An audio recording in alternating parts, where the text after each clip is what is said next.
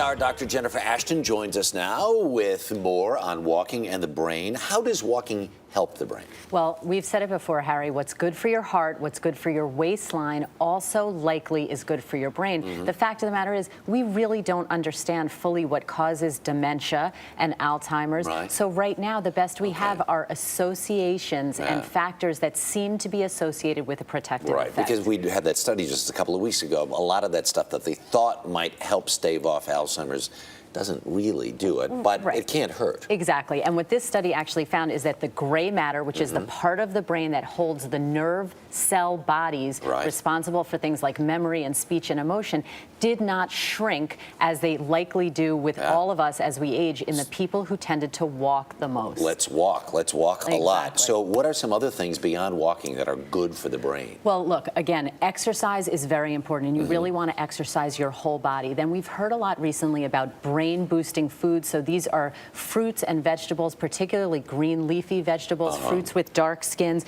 You want to stay socially engaged. People who have a good social network, even who have pets, who are talking to people, who are involved with other living things, tend to have less dementia. Wait a minute. You mean you have to have friends? I know, Harry. But you're the most social person we know. Okay, and lastly, you do want to stay mentally active in middle age. You want to do things that really engage your brain and stimulate new connections within the brain.